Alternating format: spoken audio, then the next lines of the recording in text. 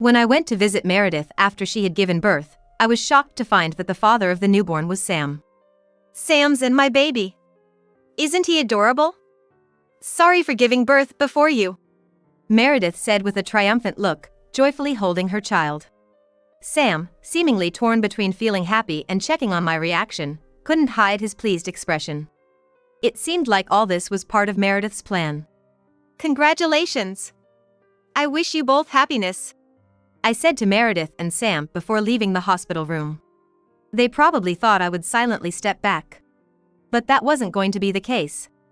I immediately took out my smartphone and made a call. The baby is born. Come right away. I am Michelle Smith, turning 34 this year.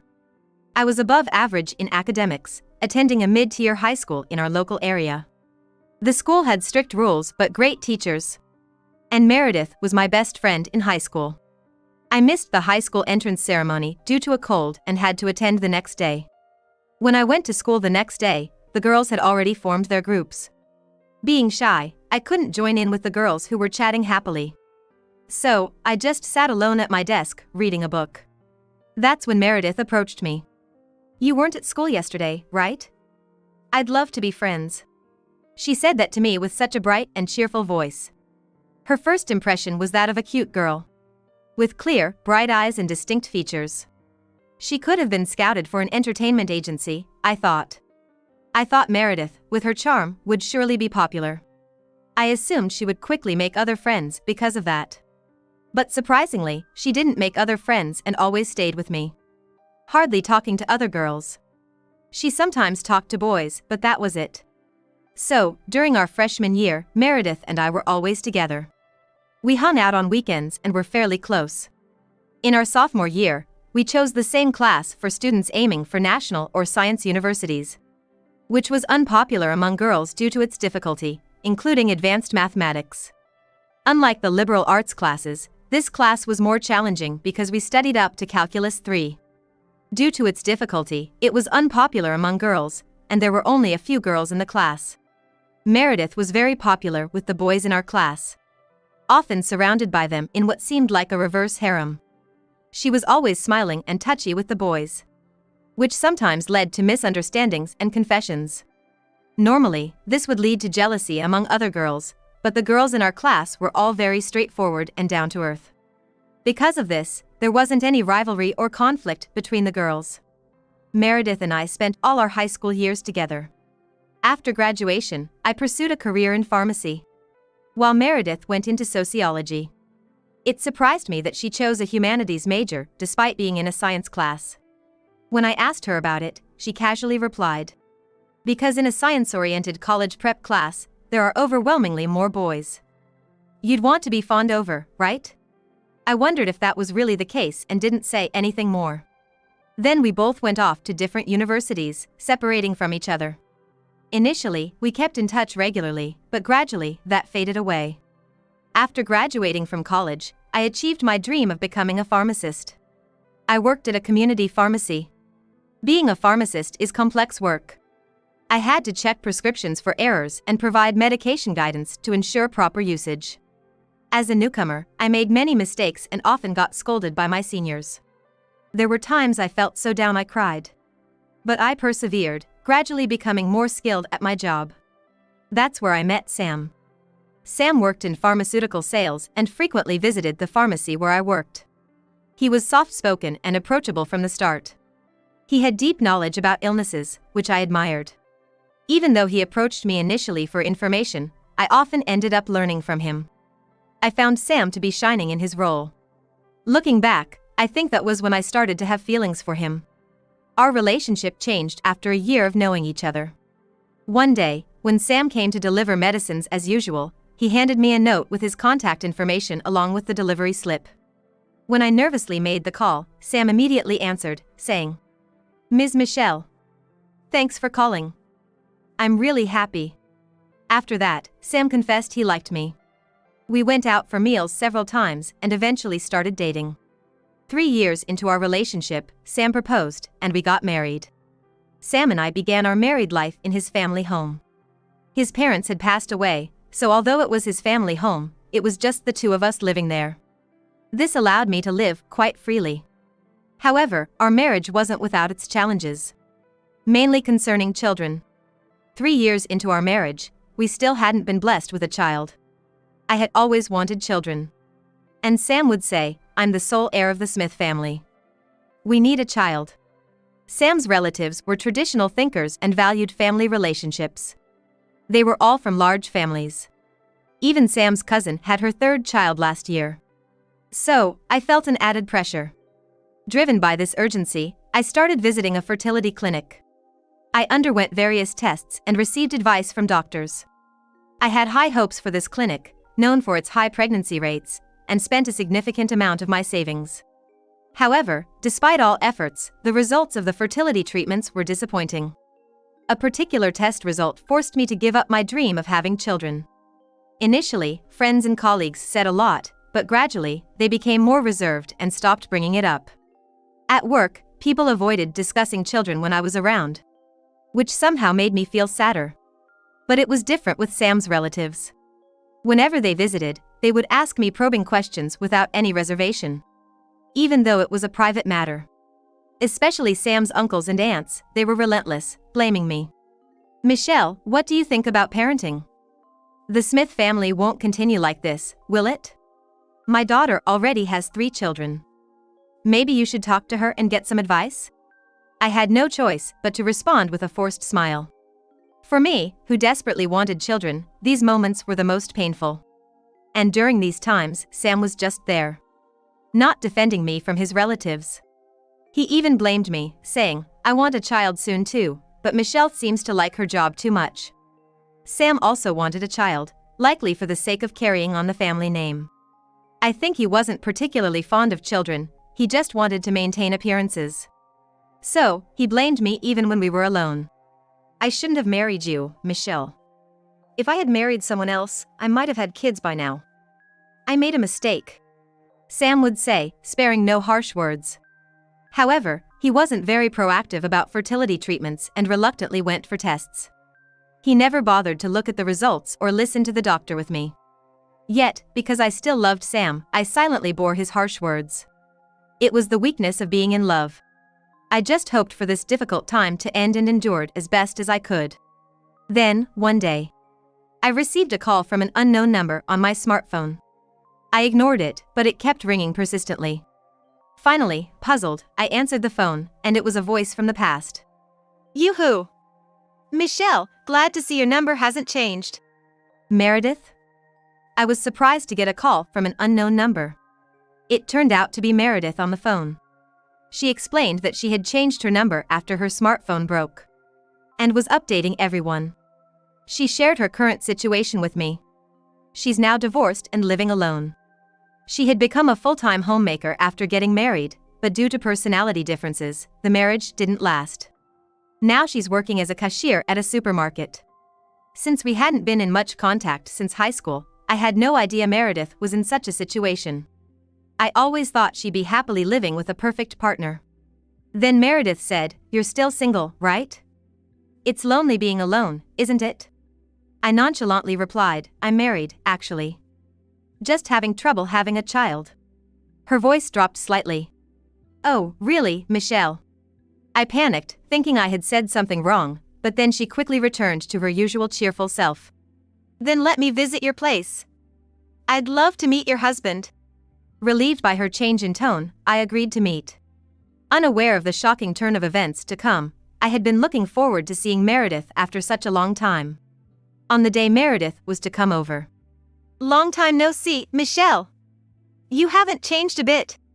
Meredith hugged me as soon as she arrived. Then glanced at Sam. "Nice to meet you. I'm Meredith, Michelle's friend." "Michelle, you're so lucky to have such a wonderful husband." She looked up at Sam flirtatiously. "Do you think so?" Sam replied, looking smitten. Meredith, even after 15 years since high school, was still incredibly cute. Now with an added elegance. Sam was clearly charmed by her. "I can't believe you have such a beautiful friend, Michelle. Wish I had met her sooner," Sam said, staring at Meredith regretfully. Meredith responded happily. "I wish I could have married someone like you, Sam. You work for that famous company featured in commercials, right? I'm so impressed. Meredith kept appealing to Sam, who didn't seem to mind. It saddened me to think that Sam, my husband, was acting this way. But Meredith was my friend. I trusted her not to betray me, given her personality. And I had been with Sam for many years. So I trusted him too. Indeed, Sam and Meredith didn't exchange contact details, and Meredith left as she came. Still, insensitive calls from Sam's relatives continued. Michelle, you're almost 35. Stop working and have a baby already. I understood their concerns about advanced maternal age. But I wished they would leave me alone. However, I couldn't say that, given the family dynamics. Yes, I replied, feeling increasingly weary. When I tried discussing it with Sam, his response was dismissive. They're my relatives, so please deal with it well.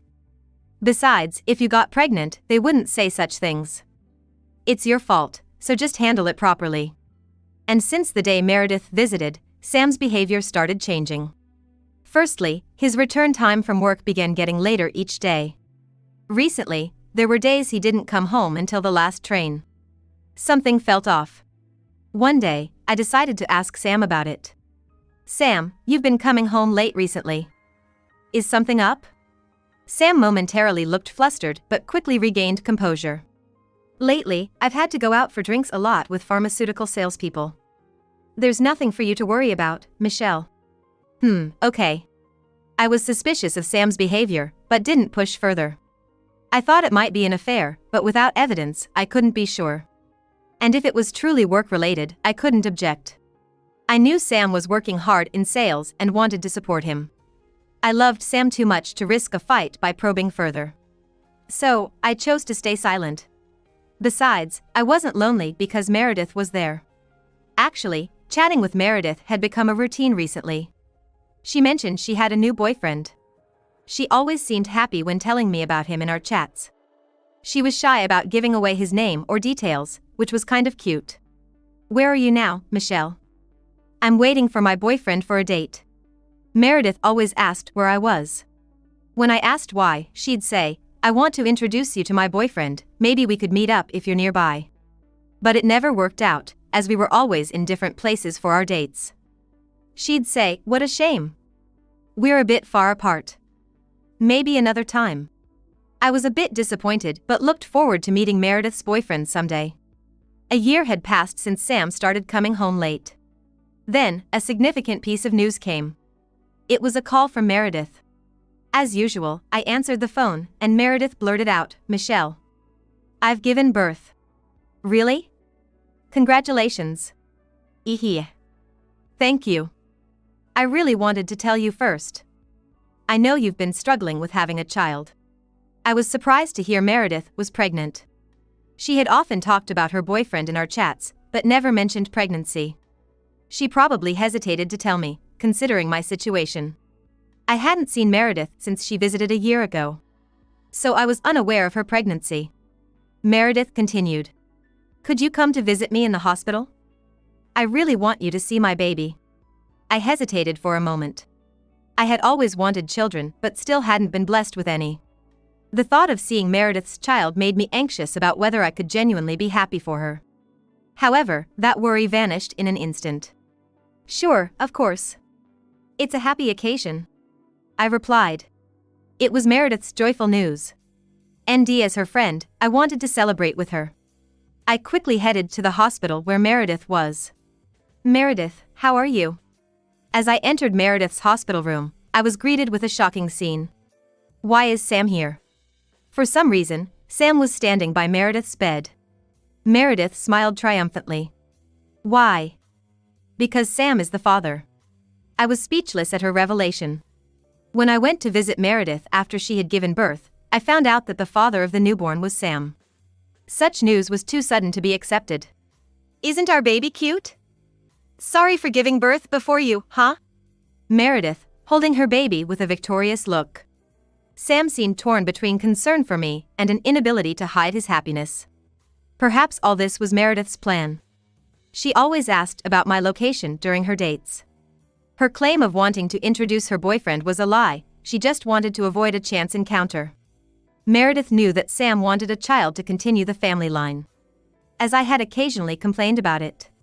So, she must have thought of this scheme to take Sam from me. Meredith showed no remorse. Instead, she said, since you couldn't have a child with Sam, it's only natural that you give him to me, right? After all, I did get pregnant. Sam, as if in agreement with her, said, Meredith, who bore my child, is more important to me than you, Michelle. I'm sorry, but can we get a divorce? The house we live in is mine, so please leave as soon as possible. I felt as if the blood had drained from my face. What did Meredith and Sam think of me?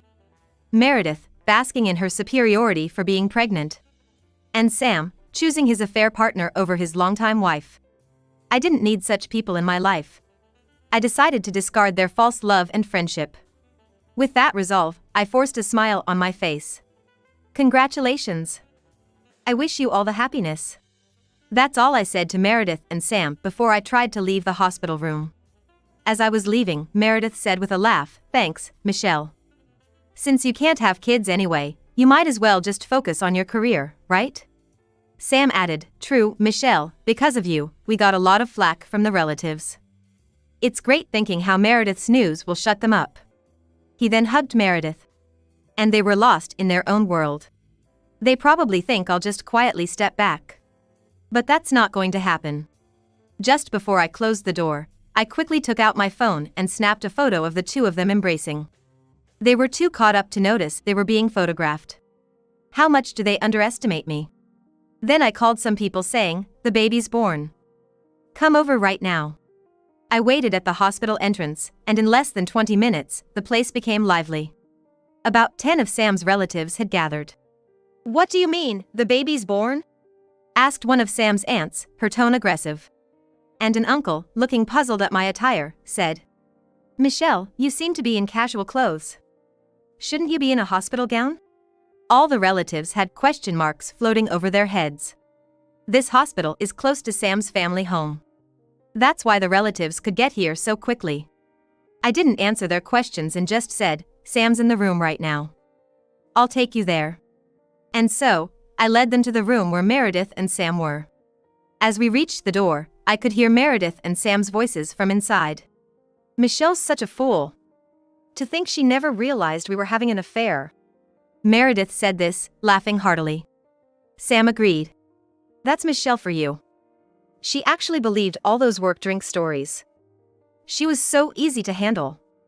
Plus, Michelle's good salary meant she chipped in a lot for our living expenses. We used that for our dates.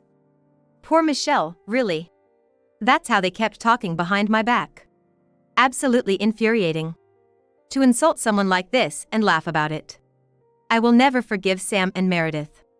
But it seems I wasn't the only one thinking this way. As I looked at Sam's aunts and uncles, their expressions were so stern that their facial veins were nearly popping. One of the uncles was muttering, that despicable guy. And one of the aunts, with a face full of disgust, was saying in a barely audible voice, an affair is a disgrace to the family.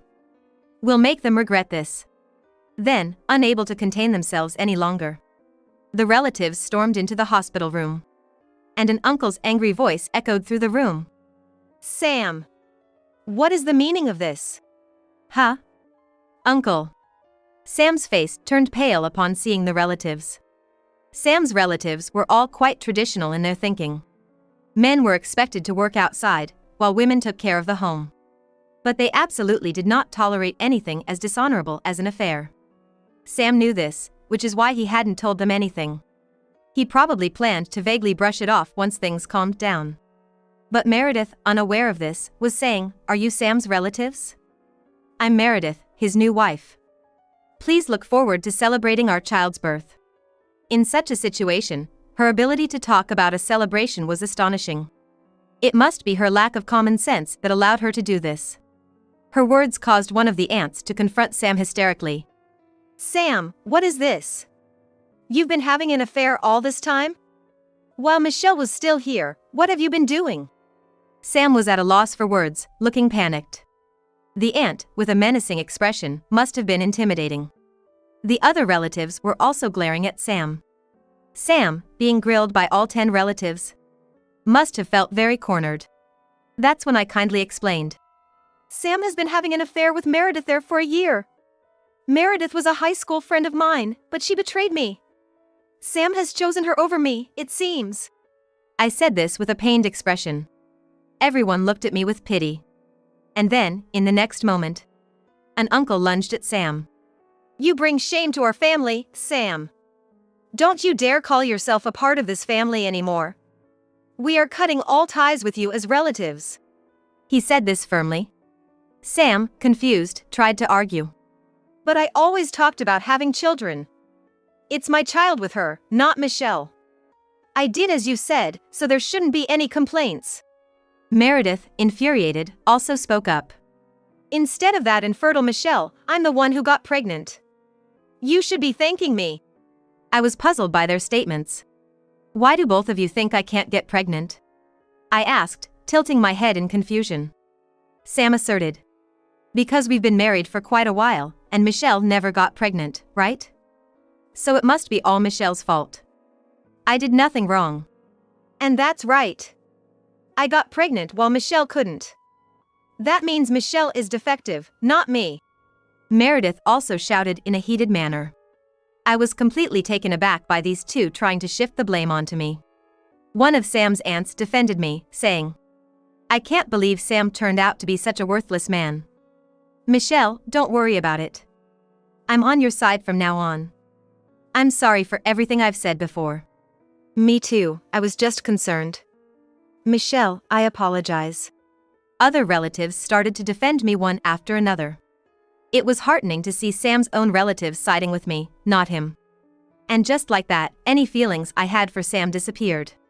The fact that I had kept quiet because I loved Sam no longer mattered. I no longer cared for him. I decided to confront Sam and Meredith with the reality. So, I'm not the one with the defect, am I? It's you, isn't it, Sam? In front of all the relatives, I dropped a major bombshell.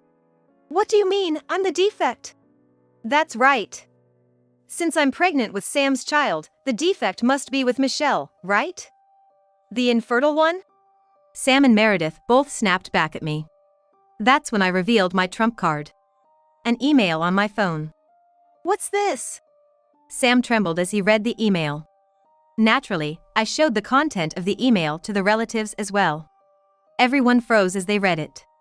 Probably in disbelief. The email was the result of a fertility test Sam had taken. It revealed that Sam was the one unable to have children.